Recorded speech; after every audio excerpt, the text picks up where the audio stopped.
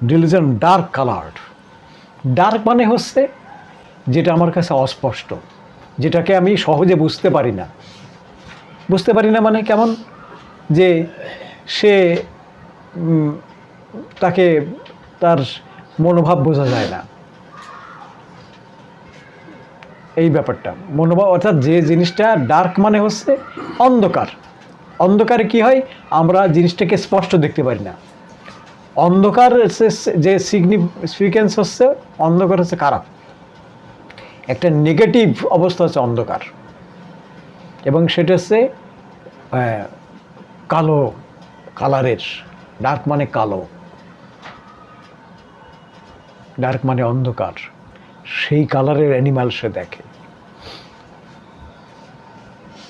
অর্থাৎ যে বিষয়ে ওকে ভালো আমি বলতে পারছি না, ওকে কেউ ভালো বলে না।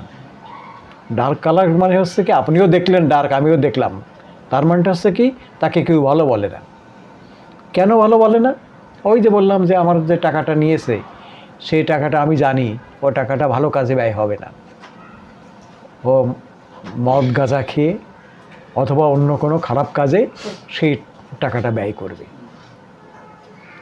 সেই কারণে সে কিন্তু চিহ্নিত, কি হিসেবে চিহ্নিত?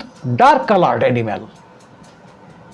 অ্যানিম্যাল মানে হচ্ছে তার মানবীয় যে গুণ, মানবীয় যে গুণাবলী সেটা নেই, এটা হচ্ছে ডার্ক কালার্ড অ্যানিম্যাল। যেটা থাকা উচিত, যে যা দিয়ে বুঝি একটা মানুষ, সহমর্মিতা, এই যে তারপরে সদাসৎ মানে যে গুণাবলী, সৎ যে গুণাবলী, তার অভাব সেখানে বর্তমান। এই জন্যে বলা হয়েছে ডার্ক কালার্ড অ্যানিম্যাল।